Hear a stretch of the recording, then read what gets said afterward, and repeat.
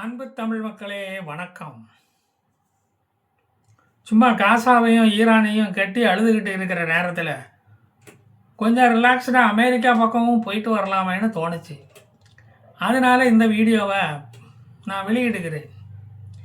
ஏன் அமெரிக்கா வெனின்சுலா நாட்டின் மேல் இவ்வளவு அக்கறை கொள்கிறது? ஆதாயம் இல்லாமல் செட்டியார் ஆத்தோட போக மாட்டார. உலகத்திலேயே அதிக எண்ணெய் வளம் மிக்க நாடு வெனின்சுலா. சவுதி அரேபியாவை காட்டிலும் அதிக எண்ணெய் படுகைகளை கொண்ட நாடு அது.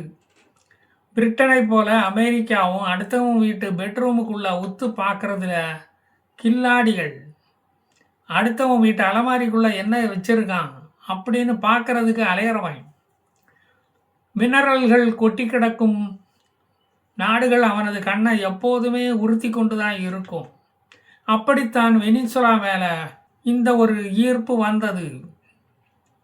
அதுக்கு இன்னும் பல காரணங்கள் இருக்கிறது. உக்ரைன் வார் தொடங்கியதும் உக்ரைன் மேல் அதன் கண் ஏன் விழுந்தது?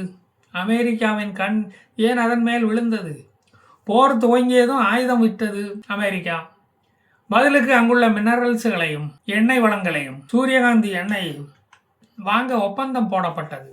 இவ்வளவு நாளும் அமெரிக்க கம்பெனிகள் கட்டுப்பாட்டில் இருந்த எண்ணெய் எடுக்கும் துரப்பண கம்பெனிகள் நிக்கோலாஸ் மதுரா வந்ததும் அவர்களை விரட்டி விட்டுட்டாரு. எண்ணெய் விலையை நிர்ணயிக்கும் அதிகாரத்தை வெனின்சுலா எடுத்துக்கொண்டது. அமெரிக்காவின் இம்பார்ட்டன்ஸு குறைஞ்சு போச்சு. சர்வதேச மார்க்கெட்டில் எண்ணெய் விலையை உறுதி செய்யும் நாடாக வெனின்சுலா மாறியது. எண்ணெய் வாங்குவதற்காக பல நாடுகள் வெனின்சுலாவில் இன்வெஸ்ட்மெண்ட்டுகளை பண்ண ஆரம்பித்தார்கள். அது அமெரிக்காவின் முக்கியத்துவத்தை குறைத்தது. சைனா ரஷ்யாவிடம் போட்டி போட வேண்டிய நிலை அமெரிக்காவுக்கு வந்தது. எண்ணெய் விற்கும் செட்டியாராக இருந்த அமெரிக்காவின் இடுப்பில் இருந்த வேட்டியை உருவி விட்டுட்டான் இந்த வெனின்சுலா. அவமானப்பட்டது அமெரிக்கா. ஜியோ பாலிட்டிக்ஸில் அமெரிக்காவின் இம்பார்ட்டன்ஸ் குறைவதை ட்ரம்பால் ஏற்றுக்கொள்ள முடியவில்லை.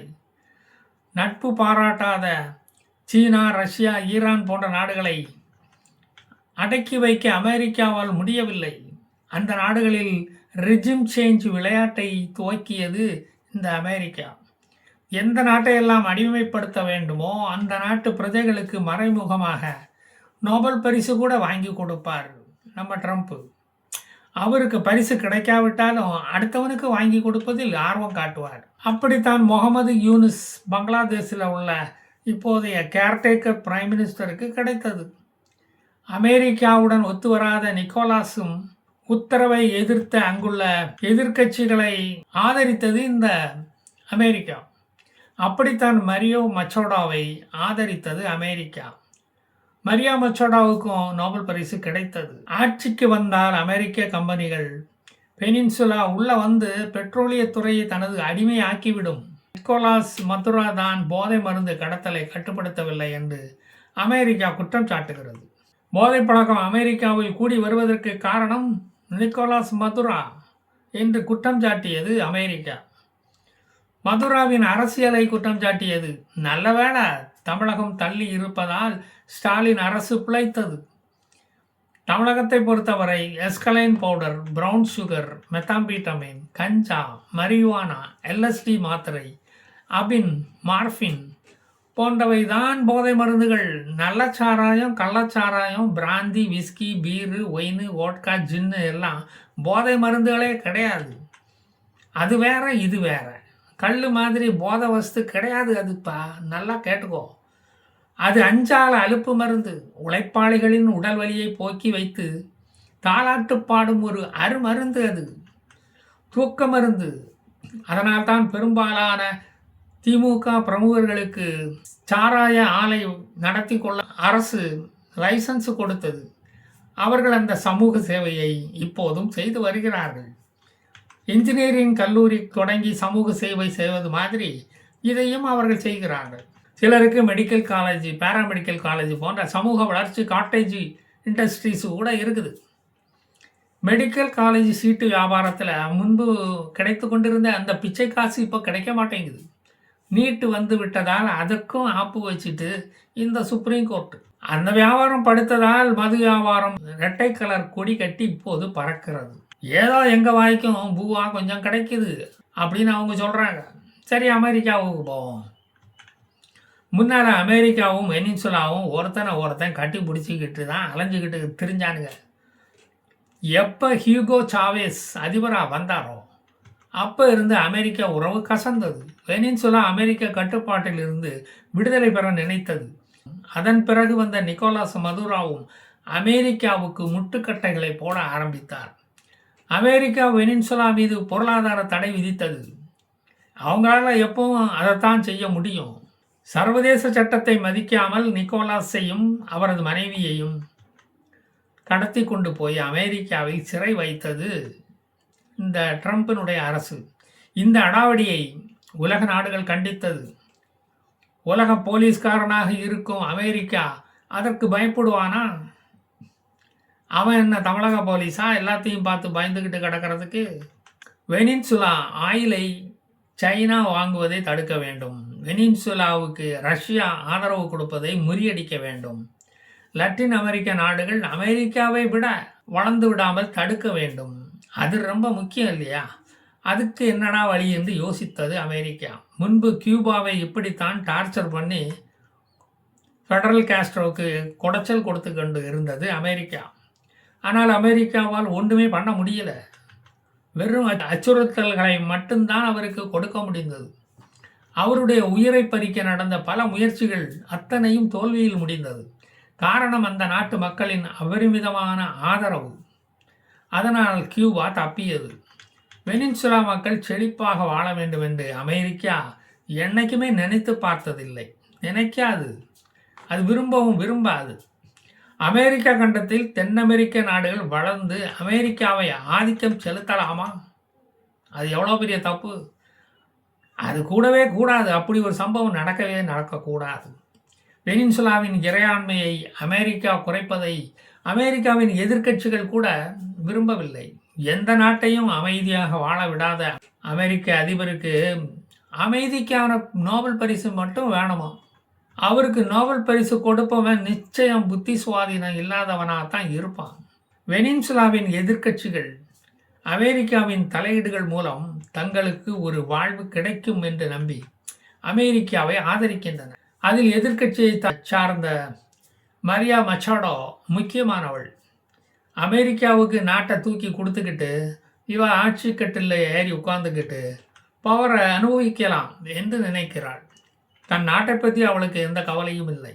அமெரிக்காவின் அடாவடியை மெக்சிகோ நாட்டு அதிபர், பிரேசில் நாட்டு அதிபர் இவர்களெல்லாம் எதிர்க்கிறாங்க. ஐநாவும் இது மோசமான முன் உதாரணம் என்று சொல்லி இருக்கிறது. வலிமையான நாடுகள் பலவீனமான நாடுகளை தங்கள் கட்டுப்பாட்டுக்குள் கொண்டு வர இது ஒரு முன் உதாரணமாகிவிடும் என்று சொல்லிவிட்டு அகதிகளுக்கு சமைச்சு போட ஐநா சபை போய்விட்டது. அவங்களால அவ்வளவுதான் சொல்லிக்கிட்டு போக முடியும். அமெரிக்க ஆதரவு நாடுகளை உருவாக்குவதற்காக அமெரிக்கா இனி எல்லா நாடுகளுக்கும் உள்ளேயும் வந்து தன் மூக்கை நுழைக்கும் அப்படின்னு சீனாவும் ரஷ்யாவும் குற்றஞ்சாட்டுக்குது. வெனின்சுலாவின் நிக்கோலாஸ் மதுரோவை விரும்பாதவர்கள் கூட அமெரிக்க தலையீடை எதிர்க்கிறார்கள். வெனின்சுலா ஆயில் வருமானத்தை மட்டுமே நம்பி இருக்கிறது. அதாவது ஆயில் எக்ஸ்போர்ட்டில் கிடைக்கும் வருமானத்தை நம்பியே அதனுடைய எக்கானமியே இருக்கிறது. 2014 எண்ணெய் விலை வீழ்ச்சி அடைந்த போது பயங்கரமாக அடி வாங்கியது இந்த வெனின்சுலா. ஏனென்றால் அந்த எண்ணெய் செட்டியாருக்கு எண்ணெய் வியாபாரத்தை தவிர வேற எந்த வியாபாரமும் தெரியாது. எண்ணெய் வள நாடுகள் எல்லாவற்றுக்கும் இதுதான் நிலைமை. அப்போது கல்வி, மருத்துவம், என்ஜினியரிங் போன்ற மற்ற துறைகளில் கவனம் செலுத்தவில்லை. அவர்கள் துட்டு வந்தால் போதும் என்று நினைத்தார்கள்.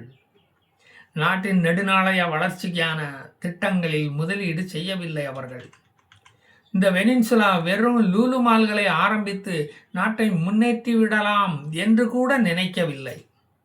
கார் ரேஸுகளை நடத்தவில்லை. கையில் நிறைய பணம் இருந்ததால் உள்நாட்டு விவசாய உற்பத்தியை பற்றி கவலையே படாமல் அவனு பாக்கெட்டுக்குள்ளே கையை விட்டுக்கிட்டு விசில் அடிச்சுக்கிட்டு ஜாலியாக சுற்றிக்கிட்டு இருந்தானுங்க. சிறு குறு தொழில்கள் வளர்ச்சியை பற்றி கவலைப்படவில்லை. அதிக விலை கொடுத்து எந்த பொருளையும் வாங்க வேண்டிய நிலை அவர்களுக்கு வந்தது. அதை பற்றியெல்லாம் அவன் கவலையே படலை.